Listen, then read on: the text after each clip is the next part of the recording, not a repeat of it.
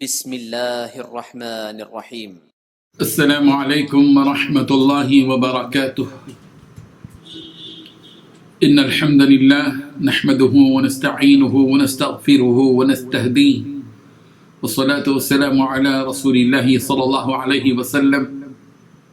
أما بعد، حاضرین و ناظرین، یہ درس نمبر 1084 ہے، 1084، اور آج سورۃ النحل کی 2 آیتوں کی تلاوت اور تشریح کی جائے گی، آیت نمبر 90 اور 91، 90 and 91۔ چلیے سب سے پہلے ہم ان 2 آیتوں کی تلاوت کرتے ہیں، لفظی ترجمے اور ترجمے کے بعد تشریح کرتے ہیں۔ اعوذ باللہ من الشیطان الرجیم، بسم اللہ الرحمن الرحیم۔ ان اللہ یأمر بالعدل والإحسان وإیتاء ذی القربى وینہی عن الفحشاء والمنکر والبغی يعظكم لعلكم تذكرون وأوفوا بعهد الله إذا عاهدتم ولا تنقضوا الأيمان بعد توكيدها وقد جعلتم الله عليكم كفيلا إن الله يعلم ما تفعلون صدق الله العظيم۔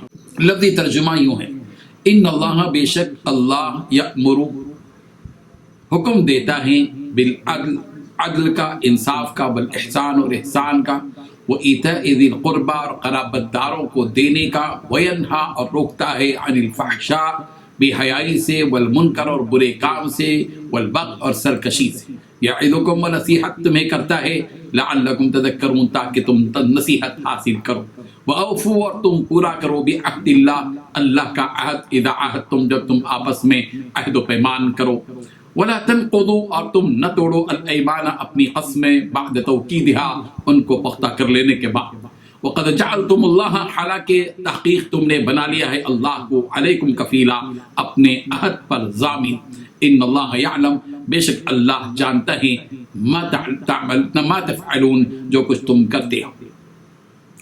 ترجمہ یوں ہے، اللہ تمہیں انصاف اور احسان کرنے اور رشتہ داروں کو خرچ کرنے، یعنی رشتہ داروں کا حق ادا کرنے کا حکم دیتا ہے، اور بے حیائی اور نامعقول کاموں اور سرکشی سے منع کرتا ہے، اور تمہیں نصیحت کرتا ہے تاکہ تم یاد رکھو۔ جب اللہ سے پختہ عہد کرو تو اس کو پورا کرو، اور جب پکی قسمیں کھاؤ تو ان کو مت توڑو، کہ تم اللہ کو اپنا ضامن مقرر کر چکے ہو، اور جو کچھ تم کرتے ہو اللہ اس کو جانتا ہے۔ ان 2 آیتوں میں 7 باتیں بتائی گئی ہیں۔ پہلی بات، بے شک اللہ تعالیٰ انصاف کا، احسان کا، رشتہ داروں کو ان کے حقوق دینے کا حکم دیتا ہے۔ دوسری بات، اللہ تبارک و تعالیٰ بے حیائی، بدی اور ظلم سے روکتا ہے۔ تیسری بات، اللہ تمہیں نصیحت کرتا ہے تاکہ تم نصیحت قبول کرو۔ چوتھی بات، جب تم نے کوئی معاہدہ کیا ہو تو اللہ سے کیے ہوئے عہد کو پورا کرو۔ پانچویں بات، قسموں کو پختہ کرنے کے بعد انہیں نہ توڑو۔ چھٹی بات، جبکہ تم اپنے اوپر اللہ کو گواہ بنا چکے ہو۔ ساتویں بات، تم جو کچھ کرتے ہو یقیناً اللہ اسے جانتا ہے۔ بزرگان محترم، ان 2 آیتوں میں سے پہلی آیت میں اللہ تبارک و تعالیٰ نے 3 کاموں کے کرنے کا حکم دیا اور 3 کاموں سے روکا ہے۔ جن 3 کاموں کے کرنے کا حکم دیا وہ یہ ہیں: انصاف، احسان، رشتہ داروں کا حق ادا کرنا۔ اور جن 3 کاموں سے اللہ تبارک و تعالیٰ نے روکا ہے اس آیت پہ وہ یہ ہیں: بے حیائی، بدی اور ظلم۔ یہ ایک ایسی آیت ہے جس میں گویا سمندر کو کوزے میں سمو دیا گیا ہے۔ اگر انسان یہ 3 کام کر لے اور ان 3 کاموں سے بچ جائے تو اس کی زندگی بھی سنور جائے اور آخرت بھی سنور جائے۔ غالباً آپ حضرات اس حقیقت سے باخبر ہیں کہ جمعہ کی نماز سے پہلے جو خطبہ پڑھا جاتا ہے، اس خطبے کے آخر میں جو آیت عموماً خطیب حضرات تلاوت کرتے ہیں وہ یہی آیت ہے: ان اللہ یأمر بالعدل والإحسان وإیتاء ذی القربى وینہی عن الفحشاء والمنکر والبغی یعظکم لعلکم تذکرون۔ بعض مرتبہ ایسا بھی ہوتا ہے کہ ہم نہا دھو کر جب جاتے ہیں مسجد میں تو خطیب کی خطبے کے وقت تو سو جاتے ہیں، اور یہی آیت غالباً بعض لوگوں کو جگاتی ہے، اور جب یہ آیت پڑھتے ہیں تو لوگ جاگتے ہیں اور پھر نماز کے لیے ہڑبڑا کر کھڑے ہو جاتے ہیں۔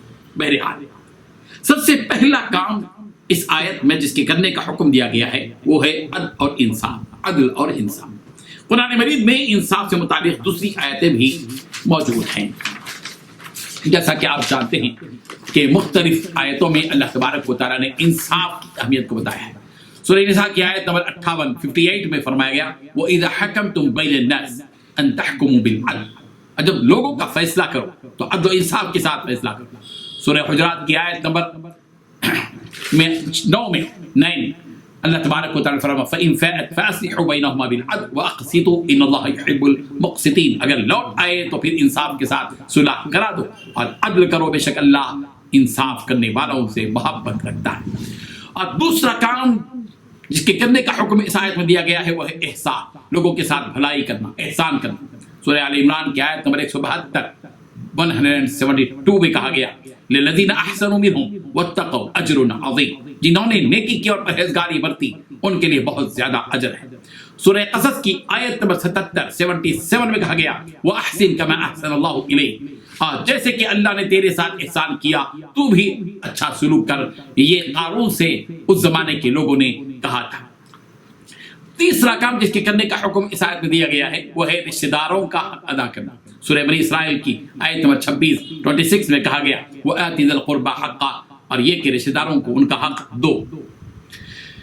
ایک آدمی کسی عام آدمی کے ساتھ حسن سلوک کرتا ہے اس کو بھی اجر ہے، لیکن اگر وہ اپنے قریبی رشتہ داروں کے ساتھ حسن سلوک کرتا ہے تو اس پر اس کو دگنا اجر ملے گا۔ ایک تو حسن سلوک کا ثواب، دوسرے رشتہ داری کو ملحوظ رکھنے کا ثواب۔ جو لوگ دنیا جہاں کے لوگوں کے ساتھ اچھا برتاؤ کرتے ہیں اور ان کے حقوق نہ ہونے پر بھی ان کے پورے حقوق ادا کرنے کی کوشش کرتے ہیں، لیکن اپنے ہی رشتہ داروں سے غافل رہتے ہیں بلکہ ان کے ساتھ برا سلوک کرتے ہیں، تو انہیں جان لینا چاہیے کہ رسول رحمت صلی اللہ علیہ وسلم نے رشتے ناطے توڑنے والوں کے سلسلے میں یہ وعید ارشاد فرمائی کہ لا يدخل الجنت قاطع، رشتہ توڑنے والا جنت میں داخل نہیں ہوگا۔ اور جن 3 چیزوں سے روکا گیا ہے ان میں پہلی چیز ہے فحشا، یعنی بے حیائی، ایسا کام جو بے حیائی کا ہو اور ایسی بات جو بے حیائی کی۔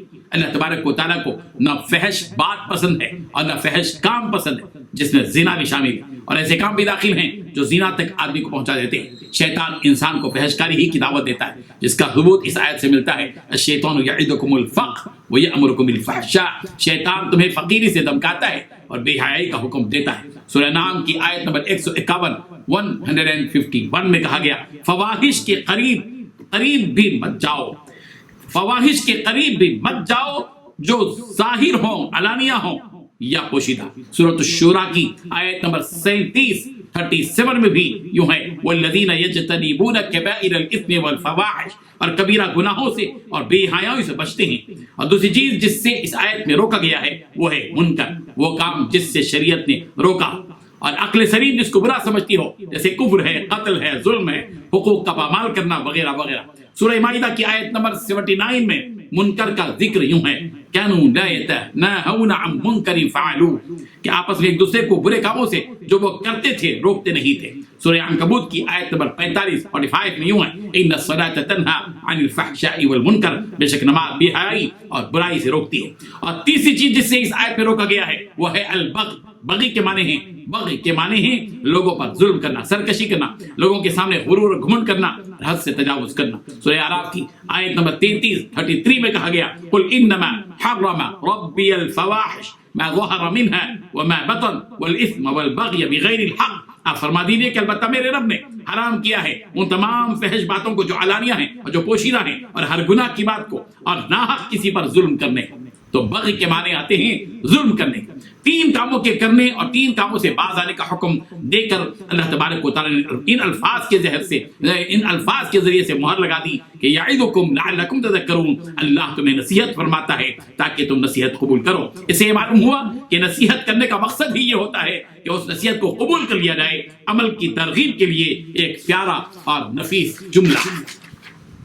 اس کے بعد اور کام کرنے کا اور ایک کام کے نہ کرنے کا حکم مزید دیا گیا کہ وَأَوْفُوا بِعَهْدِ اللَّهِ إِذَا عَاهَدتُّمْ، اور تم اللہ کے عہد کو پورا کرو جب کہ تم عہد کر لو۔ اور ساتھ ہی اس بات کی تاکید کی گئی کہ اپنی قسموں کو مضبوط کرنے کے بعد ان کو مت توڑو۔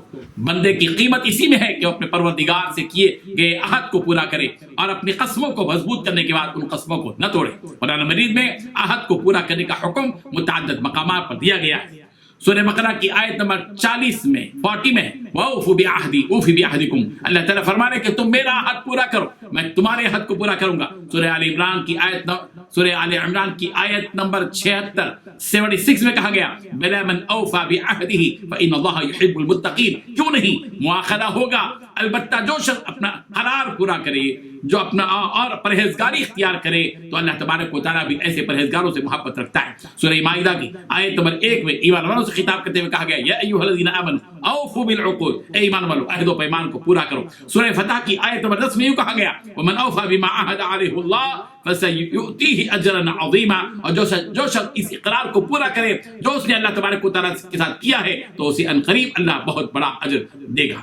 اللہ تبارک و تعالیٰ ان حقیقتوں کو سمجھنے کی ان سب کو توفیق عطا فرمائے. وآخر دعوانا ان الحمد للہ رب العالمین.